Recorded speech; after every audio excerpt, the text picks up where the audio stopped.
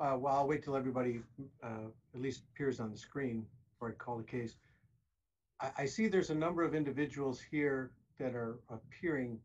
Does anyone notice anyone that they, at least at this point, object to actually being in the hearing at this point? No. No.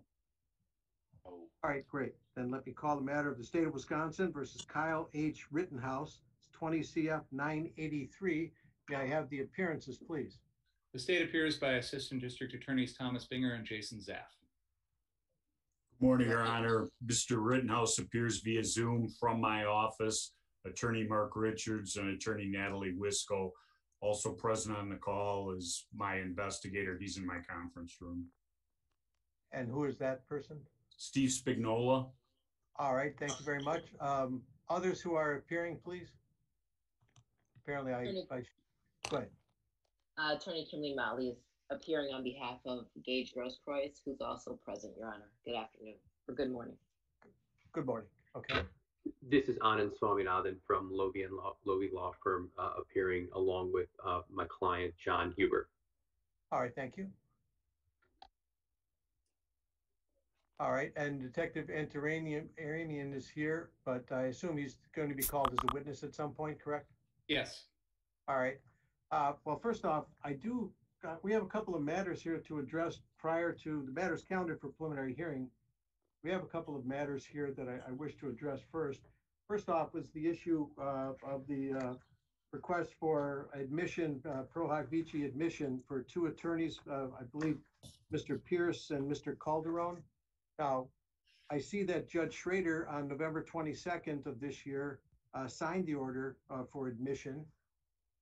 I do see the state's brief in opposition to that admissions.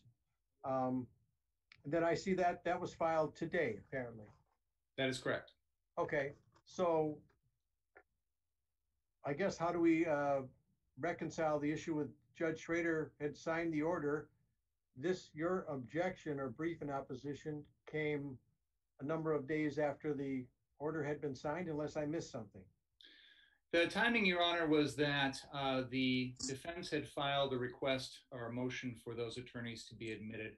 The day after that, our office had written a letter to the court indicating that we would be objecting to it and asking for a hearing. A few days after that, Judge Schrader went ahead and signed the order admitting them, and then apparently noticed that we'd made an objection and contacted us and indicated that this is something that is normally granted in the course of business, and that if the state had specific concerns, we should bring them to his attention. I have now filed a brief with those concerns. My suggestion, Your Honor, is since today's hearing is going to be handled by Attorney Richards and Attorneys Pierce and Calderon are not here, I don't think there's a need for this to be addressed today. Once the preliminary hearing is over, if the defendant is bound over and this is sent to the circuit court, depending on whether it's Judge Schrader or if there is a substitution, then I think it could be addressed at that time. All right, thank you. Mr. Richards? Your Honor, I think the objection is untimely, but I agree with Mr. Binger on just moving this matter forward. We don't need to argue it here, and Judge Schrader, if it's needed, can ultimately decide. I agree. So that's what we'll do. We'll just set that aside. Obviously, as I indicated, your motion's preserved, or rather, the objection is preserved. You may, if you wish, to take it up further with either Judge Schrader or trial court. All right. Next, then, we have the motion filed by Mr. Richards and a memorandum of law regarding the seeking a dismissal of counts 2 and count 6 of the criminal complaint at this point. That was filed on the 1st. Now, I don't have a response from the state. I would be inclined to grant the state time to submit its own memorandum in opposition, I assume, or if it's in support, you can let me know now, but I doubt if that's the case. Nonetheless, this was only filed 2 days ago. Is the state in receipt of a copy? Yes. What's the state's position going forward? Your Honor, I don't feel a need to file a written response. I think we can argue it now if the court would like to hear argument. All right, that's fine. Mr. Richards, I've reviewed your motion and your memorandum. So we'll proceed then at this point, if you're all right with that as well. I think that's the way to go. All right.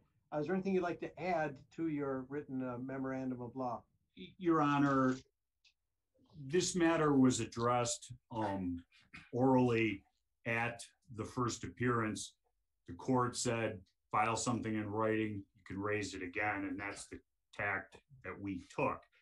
I think as to count 6, the minor in possession of a firearm, we heard the state's argument at the first appearance. I think the written submission makes it very clear.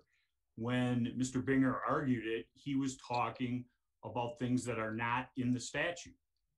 The statutory language states that 948.60 only applies to people armed with a short barrel rifle or shotgun is the first exclusion. I would submit to this court 2 things. 1, there is nothing in the criminal complaint alleging that this is a short-barreled shotgun or rifle. In fact, it says that the gun is a long gun.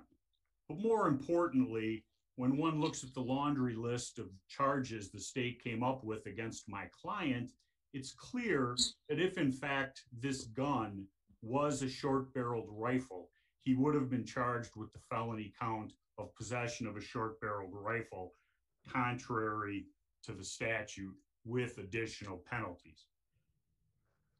The government talked about, well, this is for hunting and things like this. There are 2 other prohibitions that are set forth in the statute. Wisconsin Stat 29.304 only applies to people who are under the age of 16. Consequently, it does not apply to Kyle. The criminal complaint lays or sets forth my client's birth date. He was 17 on August 25th, 2020. As to 29593, that has to do with hunter certification. If an individual is out hunting, and that's what Mr. Binger was hanging his hat on. There is no allegation anywhere that my client was hunting on August 25th, 2020. So it does not meet the requirements of statute 948.63. The statute is clear on its face, must be construed strictly to my client's benefit. Additionally, what the government is trying to seek is an impingement of my client's Second Amendment rights, which is not covered by this statute. It's very specific regarding when it's a misdemeanor, what it applies to, and there's basically 3 prohibitions, none of which are met. The statutory history, which is included in the brief, makes that clear. Count 6 should be dismissed. As to count 2, does the court wish me to do both at the same time or one at a time? It's probably easier if we do one at a time. That way it keeps it cleaner for the record and also for everyone involved. So, all right. Are you done on as far as count 6 then? I am, Your Honor. All right. Thank you very much, Mr. Richards. Mr. Binger, the state's response, please. Your Honor, counsel is correct that this court has already heard these arguments and has already rejected an oral motion to dismiss count 6. So we're rehashing ground that we've already covered in this case and has already been decided by Your Honor.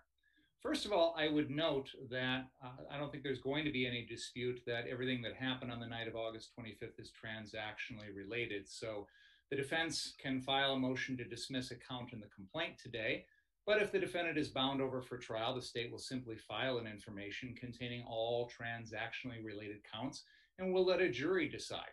So this is sort of form over substance here, because if the defendant is bound over, we're going to file an information with a charge that the defendant possessed a dangerous weapon as a minor. And so this is sort of moot at that point.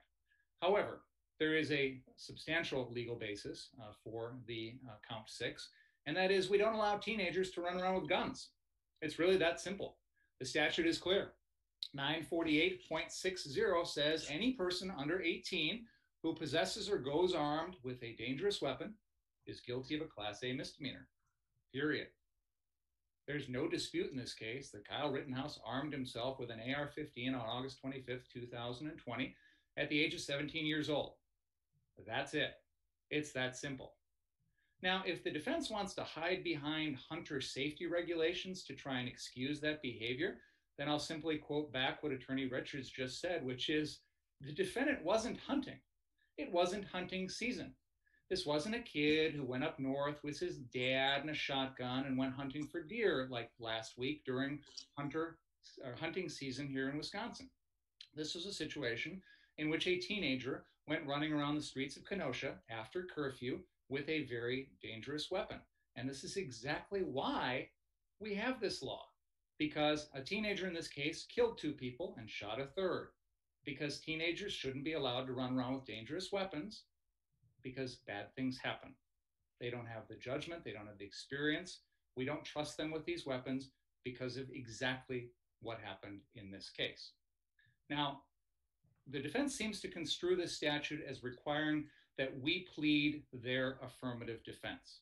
I don't construe it that way. There is no requirement that we allege that the subsection 3C exception doesn't apply to the defendant. There is no dispute it doesn't apply to him. No one is alleging he's complied with hunter safety regulations or has a certificate or has done the class, or that this was hunting in the traditional sense of the word. This was hunting humans, not deer. This was not up north in a rural area where people are wearing safety orange during gun hunting season in Wisconsin and they're shooting at deer with their father or their family. That's not what happened here. So I guess, if the court wants us to put that language in there, we can do that, but I don't see that as a requirement. I see this as sort of an affirmative defense that the defense could raise. They're not going to raise it in this case. They've acknowledged it doesn't apply in this case. And that would be the only exception that would allow the defendant to run around with this AR-15, and it doesn't apply here. So I think under those circumstances, as the court has already ruled at the initial appearance, count 6 is an appropriate count. It should be maintained at the beginning of the preliminary hearing, and we will certainly be filing an information after bind over to reintroduce that count no matter what. Thank you. Your Honor, just briefly in response. Go ahead, Mr. Richards. Where I went to law school, I was taught one was supposed to read the whole statute. You don't stop after the first sentence like Mr. Binger has. And whether it's transactionally related or not transactionally related, if it's dismissed here, they can't put it on the information. If they do, we'll file the next motion again under the applicable case law. But Mr. Binger seems to be arguing that Wisconsin statute that my client is charged under only applies to people up north or things like that. It's Wisconsin statute. It applies to the whole state. Those aren't affirmative defenses. They're saying it doesn't apply. We're not arguing that he was hunter safety. That's not what it says. He's not hunting, so that subsection doesn't apply. He's over 16. That subsection doesn't apply. And in fact, he is not possessing a short-barreled rifle. Consequently, he is not to be charged with this offense. Thank you. All right, thank you very much. Well, courts reviewed 948.60, the statute in question here, possession of a dangerous weapon by a person under 18, which is the basis of count 6, and specifically sub 2, sub A set forth. Now here, I'm looking at what a statute means versus what the legislature's intent was. I'm going to look at what the statute, the plain language of the statute, as Mr. Richards pointed out and Mr. Binger alluded to as well. Now, when I look at that statute, it talks about, it defines what a dangerous weapon is: any firearm loaded or unloaded, any electronic or electric weapon as defined further in the statute, 941.295 sub 1C sub A. And then it goes on to list other additional items which are defined as being weapons. But specifically dangerous weapon, which is quoted, means any firearm loaded or unloaded. Clearly in the case at bar here, it is a loaded firearm. It was possessed by someone 17 years old, which is it's uncontroverted. that this defendant was 17 years old and had not attained the age of 18 on the night in question, August 25th of 2020.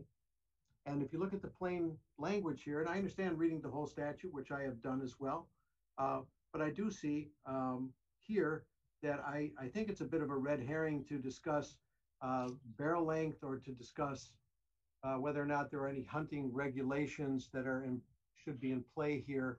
I believe that clouds the issue, and I believe the issue at this point, for purposes of whether to move this matter forward to preliminary hearing, for purposes here, I'm going to deny that motion. And again, I believe it perhaps is a trial issue. Mr. Richards argues it's not an affirmative defense, as Mr. Binger believes it to be. That's for another court or a jury to decide in the future. But for purposes of today, for these reasons, I'm going to deny your motion, Mr. Richards, to dismiss count 6. You may obviously take the matter up further or address that issue at trial, obviously. Now, let's discuss then the second part of your motion, I believe is count 2, which is the first degree recklessly endangering safety, use of a dangerous weapon regarding an individual with the name of Richard McGinnis. So I'll give you the first, if you will, again, addressing of the issue, Mr. Richards. Your Honor, my brief sets forth the jury instruction, Wisconsin Jury Instruction 1345. Defendant endangered the safety of another human being. The defendant endangered by criminally reckless conduct, and the circumstances of the conduct showed utter disregard for human life. There's nothing in the criminal complaint that says Mr. McGinnis was in the line of fire. There's nothing in the criminal complaint that says he feared for his safety. There's nothing in the complaint that my client recklessly, intentionally, or otherwise pointed the gun at Mr. McGinnis. I believe based upon that, the count 2, as it applies to Mr. McGinnis, should be dismissed. Thank you very much, Mr. Binger. The complaint does explicitly say that Mr. McGinnis was in the line of fire. I'll read the relevant portion, which I believe is at the top of page 4 of the complaint. I'll actually begin at the bottom of page 3 and put it in context. I'm going to start by reading the final paragraph on the bottom of page 3. It begins, McGinnis described, and it's a paragraph that continues on to the top of the next page. The paragraph states, McGinnis described the point where the defendant had reached the car. McGinnis described that the defendant had the gun in a low, ready position, meaning that he had the gun raised but pointed downward. The butt of the gun would have been at an angle downwards from the shoulder. McGinnis stated that the defendant brought the gun up. McGinnis stated that he stepped back and he thinks the defendant, this is at the top of page 4, he thinks the defendant fired 3 rounds in rapid succession. McGinnis said that when the first round went off, he thought it hit the pavement. McGinnis felt something on his leg, and his first thought was wondering whether he had gotten shot. McGinnis was behind and slightly to the right of Rosenbaum in the line of fire when the defendant shot. That ends that paragraph. As the paragraph indicates, which is in the complaint, Mr. McGinnis was in the line of fire, felt that he had been shot, and was in close proximity to someone who was shot and killed by the defendant. I believe that that satisfies the statutory requirements, and the motion to dismiss count 2 should be denied. Thank you. Thank you, Your Mr. Honor, Richards. just briefly, he says he was to the side. He doesn't say what touched his leg, what he might have felt touching his leg. It doesn't show that he was endangered. It's a conclusory allegation that isn't based upon the statement. It's not what Mr. McGinnis said. It's what the state says in a conclusion. Thank you. Thank you very much. Well, I've read the complaint as well, obviously, and again, a number of times. And the issue comes down to what's a reasonable inference or not. In this case, when you discharge, or it's alleged that this defendant discharged a firearm in a crowded urban environment, one could argue that's inherently dangerous nonetheless. The issue is whether or not that was in self-defense or otherwise are for trial, obviously.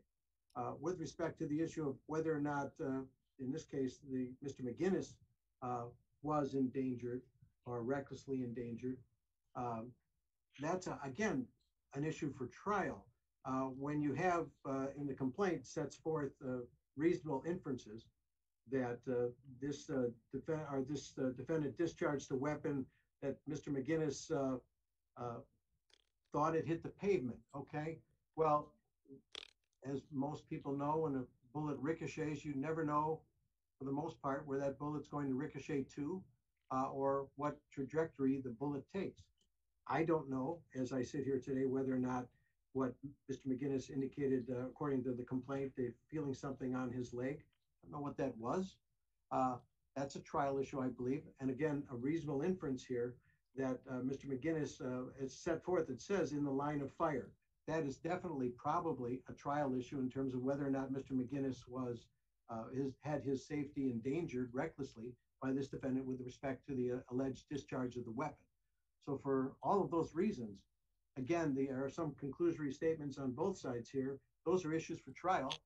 This court is going to deny your motion for count 2 as well, Mr. Richards, for the reasons I just stated. And I believe, again, these are reasonable inferences, which at this juncture, we all know are decided in favor of the state.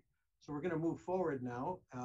I've made the ruling. You may take, obviously, that issue up further as well, or leave it for trial. I'll leave it up to you, Mr. Richards, but there's my decision. So now I want to make sure, have we dealt with all of the issues that I need to deal with prior to conducting the preliminary hearing? Mr. Richards, I believe so, Your Honor. Okay, all right, thank you. Mr. Richards? I believe so. All right, great. So now we're here for a preliminary hearing as well. Now, I assume the hearing is to be conducted. Is that correct, Mr. Richards? Yes. All right. I assume you tell me, Mr. Binger, there's been no offer tendered at this point. Is that correct? That is correct. All right. Is the state prepared to move to hearing today? Yes, we are. How many witnesses does the state anticipate? 1. All right. Mr. Richards, is the defense prepared to move to hearing today? It is. And how many witnesses do you anticipate for the defense? It depends on what happens with the government's witness. If that witness is able to answer the questions, I won't need a witness. All right. Well, we'll decide that following, I guess, the witness for the state. All right, then, Mr. Binger, you may call your first witness. The state calls Kenosha Police Detective Benjamin Antaramian. All right. Detective Antaramian, would you raise your right hand? Do you solemnly swear to tell the truth, the whole truth, and nothing but the truth, so help you? I do. Great, babe. Put your hand down, please. Would you please state your full name and spell your last name for the record, please? Detective Benjamin Antaramian. Last name is spelled A-N-T as in Tom, A-R-A-M as in Mary, I-A-N as in Nora. Thank you very much. Mr. Binger, your witness. Sir, how are you currently employed? I'm a detective with the City of Kenosha Police Department. How long have you been with the Kenosha Police Department? Just shy of 10 years. How long have you been a detective? 2.5. And are you currently assigned to the investigation with regard to the incidents which occurred on August 25th, 2020, with regard to the defendant, Kyle Rittenhouse? Yes, I am. Do you see that individual here on this Zoom broadcast? All right, let me stop for a second here. I'd like to address the issue of, there you go. And I guess we're at a bit of a distance, Mr. Richards, from... Your Honor, for the purposes of this hearing, I will stipulate that my client is seated, wearing a blue shirt. He just pulled his mask down. He is Kyle Rittenhouse. All right, thank you. Then the record will reflect that pursuant to the stipulation, the defendant in this case has been identified. All right, you may proceed then, Mr. Binger. Detective Antaramian, have you reviewed the criminal complaint in this matter? I have. Okay. And with regard to those incidents which occurred on August 25th, 2020, can you describe what happened that evening with regard to the defendant? Yeah, there was a call at 6226 Sheridan Road, which is a car source business, where shots were fired. Investigation later determined that Joseph Rosenbaum was shot in that parking lot and later determined to be deceased. Then Kyle Rittenhouse was the shooter in that incident. He then fled that scene northbound on Sheridan Road in the city and county of Kenosha.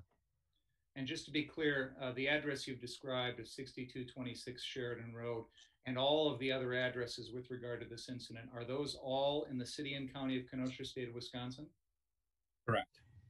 And can you describe what happened after the defendant left the scene of the Rosenbaum shooting? As he was running northbound, there was a crowd chasing after him.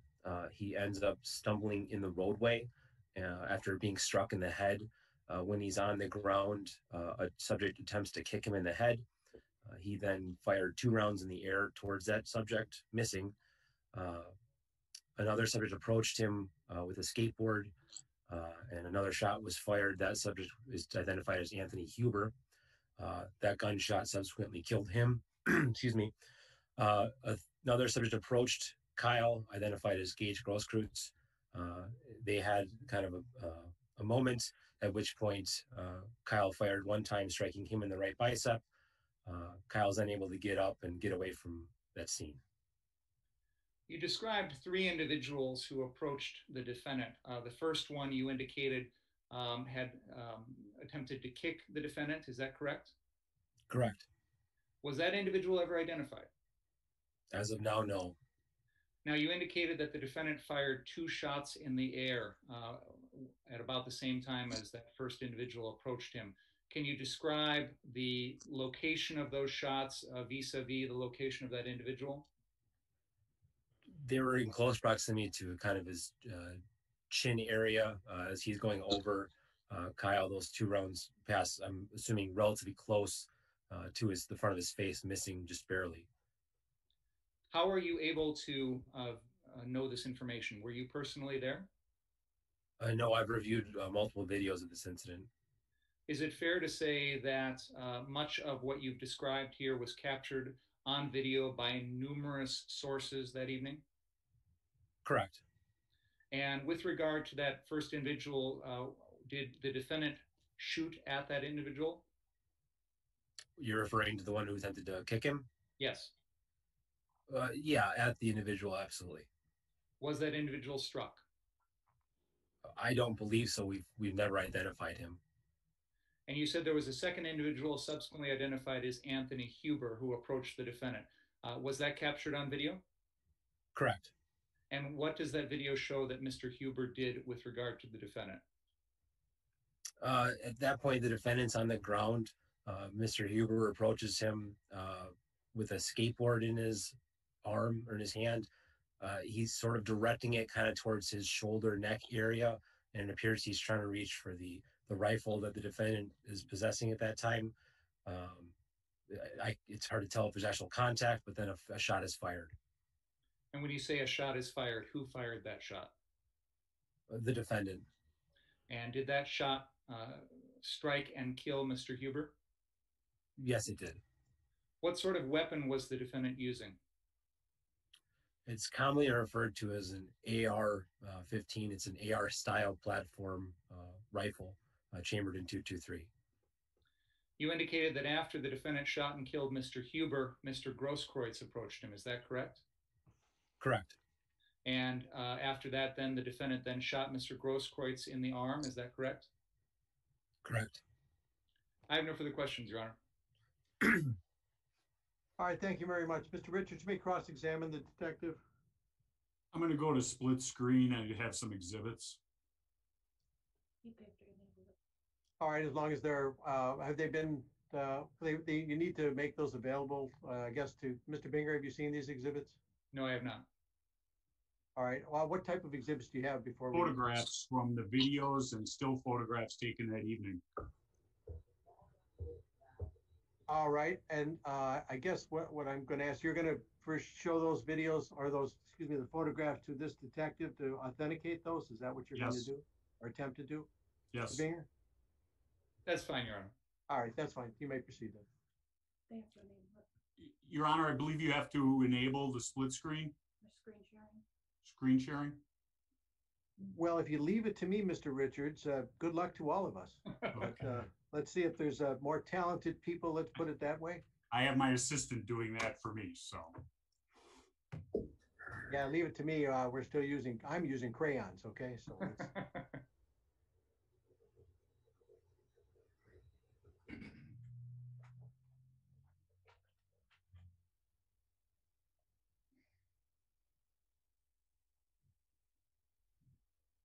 Can the witness see Exhibit 1? Yeah, just loaded.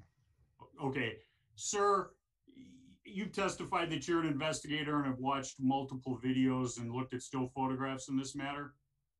Correct. And showing you Exhibit 1, the individual centered with the bald head, who is that? Joseph Rosenbaum. And the individual who is standing behind him wearing a blue cap, a gray hoodie, and a kind of purplish mask with glasses, who is that? Anthony Huber. And Mr. Rosenbaum, does he have anything on his head at this time? No. I didn't hear that, sir. No, he does not have anything on his head. And what color is his shirt? Pale red. Okay. Showing you what's been marked as Exhibit 2, and I can submit all of these photographs digitally after the hearing. This is a still shot of the events of 8/25/2020 at the Car Source lot at what I'll refer to as 63rd and Sheridan Road.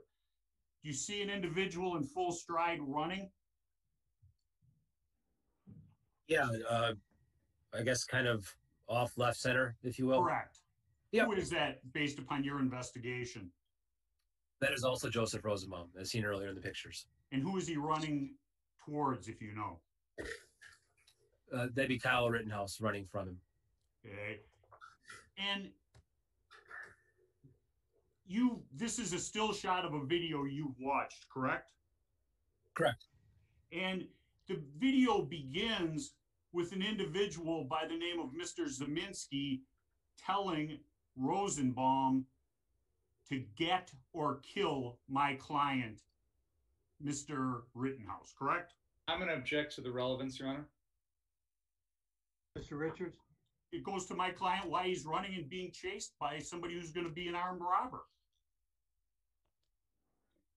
Well, that's a conclusion, but I'm gonna allow give a little latitude here, but we'll take this on a question by question basis. Okay. Understood.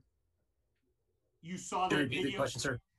You saw this video, and in the video it starts with Mr. Zeminski saying to Rosenbaum, "Get him or kill him." Correct? Excuse me. I have not heard that line, and I definitely could not say with certainty that I heard Mr. Zeminski saying that. Okay. Did you hear Mr. Zeminski give Mr. Rosenbaum some sort of direction before he began chasing him? Objection, relevance.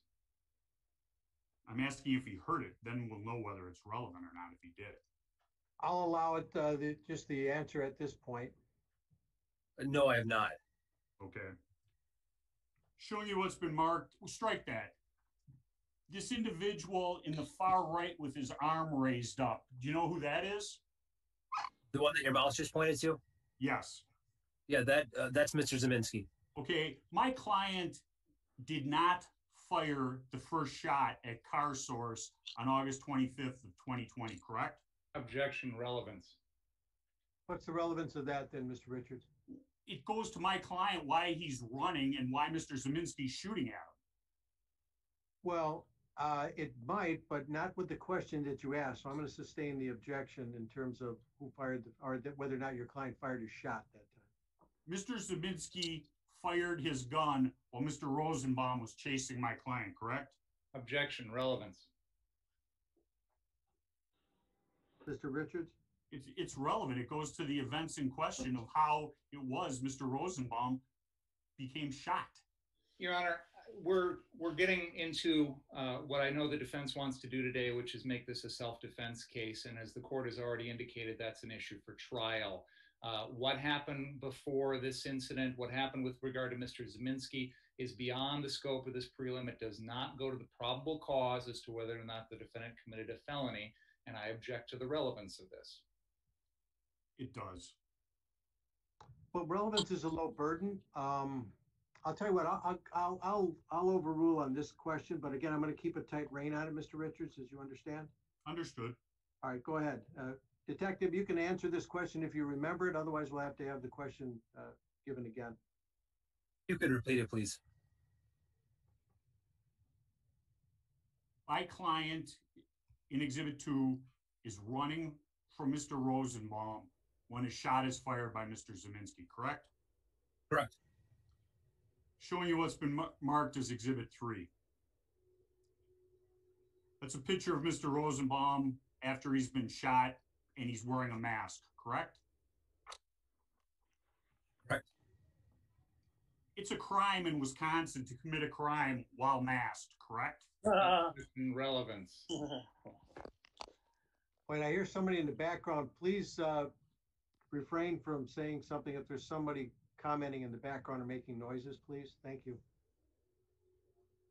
Your Honor, I objected to relevance of this question. Yeah, that one, go ahead, I'll let you respond, Mr. Richards, but. It goes to the events in question.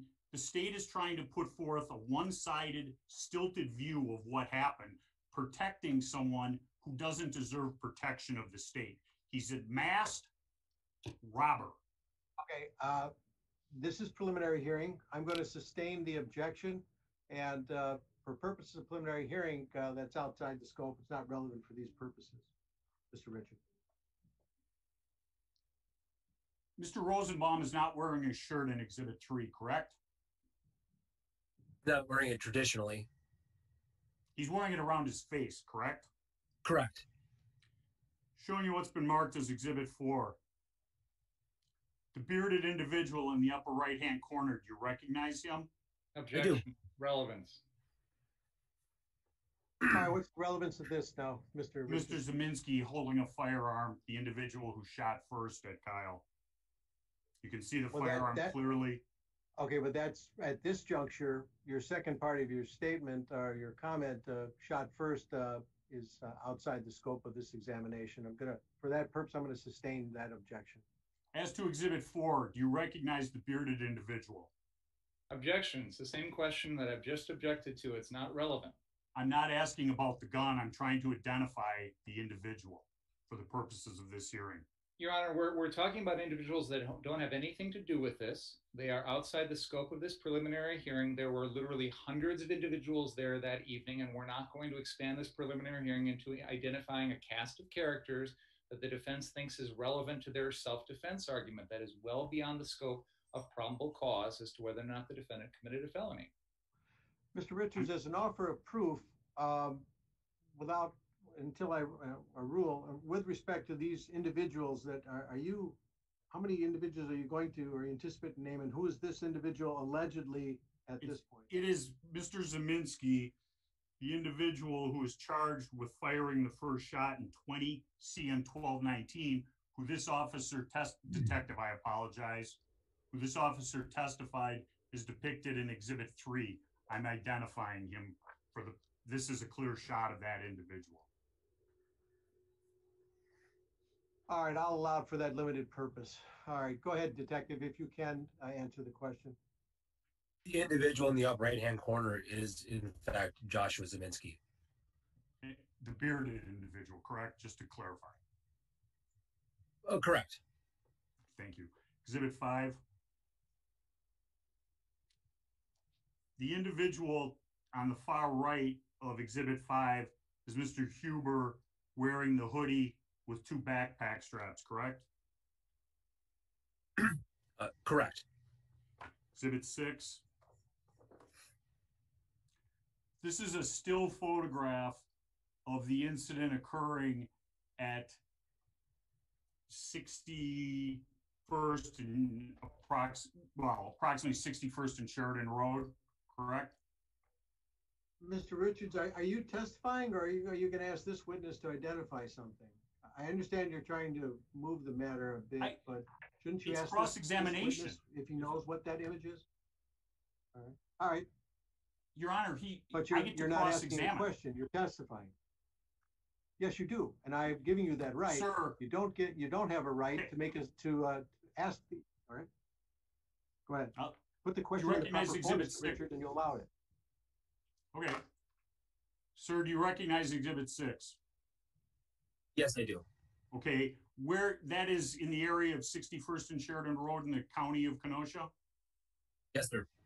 And this is a still photograph from a video you reviewed? Correct. My client is on the ground, correct? Yes, sir. in the center of the picture, for lack of a better location? Yeah. And an individual runs up on my client, correct? Correct. You've watched the video. Does my client shoot that individual when he backs off? Say when he backs off, I'm sorry. My client does not shoot that individual or shoot at that individual, correct? Correct.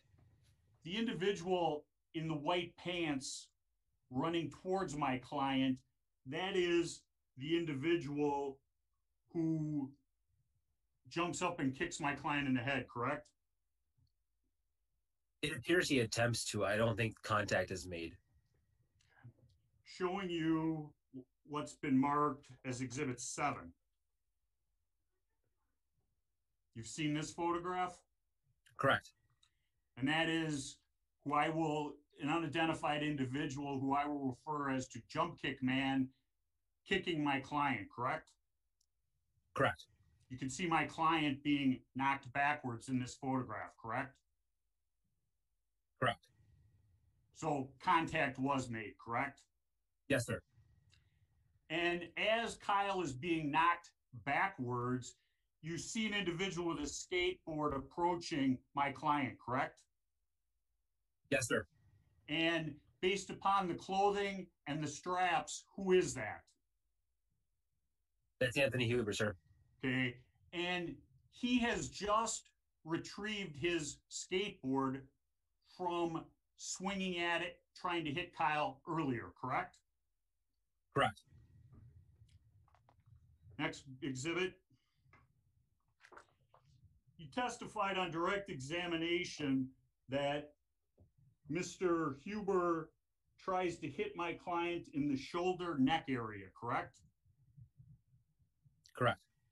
He hits him in the back of the head. Is that a fair statement based upon Exhibit 8?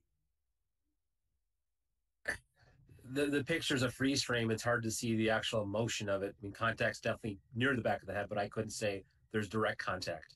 On the early morning hours of August 26th, you took a photograph of a large bump on the back of my client's head where he had turned himself in at the Antioch Police Department, correct? I did not take that photograph. My partner did. Okay, you've seen that photograph, correct? Correct. And that photograph was on my client's head, not his shoulder or neck. Fair statement? Correct. The individual, which you see his hind end, that is the person who's unidentified, who I would refer to as Jump Kick Man, hitting the ground, correct? Yes, sir. Showing you what's been marked as Exhibit number 9. This is a photograph of Mr. Huber with his hand on Kyle Rittenhouse's gun, correct? Yes, sir. And do you know of any reasonable purpose why an individual can attempt to disarm somebody?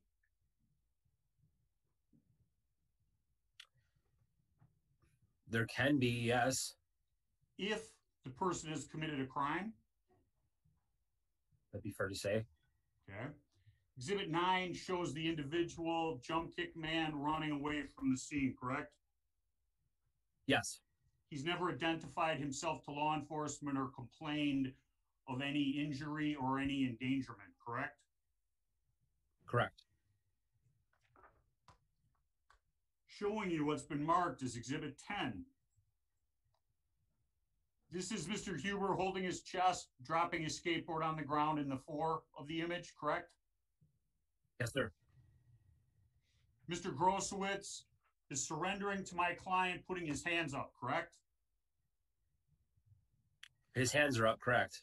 Okay. And in his right hand, you can see the butt of a 9mm handgun, correct? I couldn't tell you caliber, sir, but there's a firearm in his hand. Okay. And through your investigation later on, you know that it's a 9mm handgun, correct? I believe it's a .40 caliber, sir, but I'd have to consult my reports. And you would know more than me. Showing you what's been marked as Exhibit 11. Mr. Grosowitz running up on my client after he had his hands in the air, a still photograph of the video, correct? Yes, sir. And once he put his hands in the air, eventually he dropped his hands and went closer, according to the video, correct? Yes, sir. Showing you what's been marked as Exhibit 12. Mr. Groskowitz, in his right hand, you can clearly see a firearm, correct? Yes, sir. He's pointing it at my client, correct? It appears so on the picture, sir. Okay, and my client fires one shot and you can see that Mr. Groskowitz's arm is hit, correct? Yes, sir. That's the last individual my client shot on August 25th, 2020. Yes, sir. And there are individuals in this video at approximately 9 o'clock, 12 o'clock, and 3 o'clock, which are approaching my client. He points the firearm at them but does not shoot, correct? Yes, sir. And he gets up and he goes to turn himself into law enforcement with his hands up, correct? Correct. And he's told to get out of the street or he'll be pepper sprayed, correct? Objection, relevance. I'll sustain that. He goes towards law enforcement with his hands up, not holding his firearm in his arms, correct? Correct. He approaches a police car and gets onto the sidewalk. I'm going to object to the relevance, Your Honor. Mr. Richards? It's relevant. I'm going to sustain the objection. You did not go out and arrest my client. He had turned himself into the Antioch Police Department, correct? Objection, relevance. Again, now for purposes of preliminary hearing, I'm going to sustain the objection. All of the events from the shooting of Mr. Rosenbaum to the shooting of Gage Groskowitz took place in a time frame on August 25th of less than 5 minutes, correct? Correct. In your investigation and looking at all the hours of videos, did you ever see Kyle act inappropriate towards somebody who was not threatening him with a firearm? Objection, relevance. Again, I'm going to sustain. Government just doesn't want to hear the truth. Mr. Richards, here's the key. You have an opportunity at trial, but we're here at preliminary hearing. I understand perhaps you're frustrated, but perhaps we continue the examination. Okay.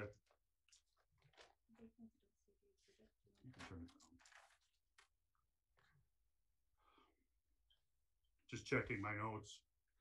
Okay.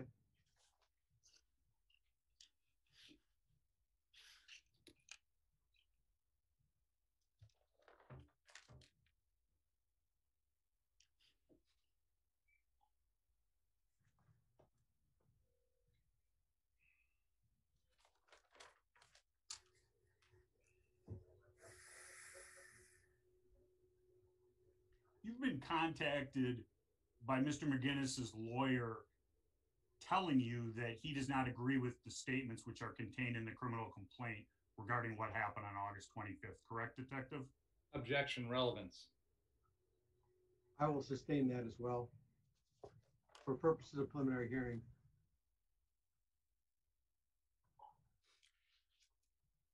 In the video, before my client is knocked to the ground by the strike to the head, you hear numerous individuals yelling, "Kill him, get him, cranium him," correct? Correct. Nothing further. All right, thank you very much, Mr. Richards. Mr. Springer, any redirect for this witness? No, Your Honor. All right, thank you, Detective. That'll conclude your testimony. Thank you. State has no further witnesses, is that correct? That is correct. State rests? Correct. All right, thank you. Mr. Richards, do you have any witnesses at this point? Your Honor, I don't need to call any. Thank you. All right, thank you. Then the defense rests, correct? Yes. All right, thank you very much. All right. I would move in the Oh, Your Honor, I'm sorry to interrupt. okay, go ahead. I would move in the exhibits that were That's right. testified. And I can Well, send all a right, let's, digital. Okay, I'm sorry. I didn't mean to interrupt you. Go ahead. I apologize. And I can send a digital copy, or I can actually have the hard copies of the photographs, whatever the court and the record would prefer. All right, we'll take that up in a minute. Mr. Binger, I know there was some issues with the, I believe it was Exhibit 3, the photograph, but aside, as to Mr. Richards moving all exhibits in, any objections to that? No, Your Honor. All right, then all exhibits shall be received. And now as far as, I assume if you want to upload those, that might be easier to allow all parties to receive those rather than physically having to bring those down to the courthouse. That's all right, Mr. Binger? That's fine. That's fine. And all right, good. Then that, there you go. That can be what you do. All right, then Mr. Binger, as to state's position on bind over. Your Honor, I believe the evidence in this preliminary hearing has established probable cause that the defendant committed a felony on August 25th, 2020. The evidence indicates that the defendant shot and killed 2 individuals and shot and wounded another, which forms the basis for any number of felonies under our laws. All this court needs to find is that a felony was committed and probably committed by the defendant, and I believe this evidence supports that. With regard to the defense claim as to self-defense, that does not defeat probable cause at this stage of the proceeding. That would be an issue for trial. So I would ask that the court bind the defendant over. Thank you. Thank you, Mr. Richards. Your Honor, we would object to bind over, maintaining all objections to the pretrial rulings and the bind over. The government can go off on their chaotic quest, but the evidence is clear. Thank you. All right, thank you very much. First off, the court does find that hearsay testimony is reliable for purpose of determining whether probable cause exists and is allowable pursuant to section 970.038 of the Wisconsin statutes, and further allowable to the case of State v. O'Brien 354 with second 753 2014 case. In addition, all reasonable conflicting inferences at this juncture are resolved in favor of the state. Therefore, based upon the testimony presented today by the detective, I do find the state has demonstrated probable cause that in this case, felonies were committed relating to the counts in the complaint. I bind over as such that probable cause further exists that this defendant committed those felonies, including count 1 and the other felonies here in this file or in the criminal complaint. Therefore, as I do find that probable cause exists that the defendant committed those felonies, the defendant in this case is bound over before the Kenosha County Circuit Court, before the Honorable Bruce E. Schrader at this time. Now, Mr. Binger, barring any, will there be any, I assume, Mr. Richards, you would have let me know by now, but is there any substitution requested at this point? No. Okay. Then will you be filing? I do wish to move to arraignment if there is an information which has been filed, or will that be required to come back here at a different date? Your Honor, I would request an arraignment date, Your Honor. Thank you. All right, Mr. We'll be Richards, filing an state has up within 30 days. Right, state has 30 days. We're going to calendar that though, just so the parties are aware, back here before this court, and then we'll set it on for arraignment. Bond will continue as previously set. And thank you, everyone. Thank you.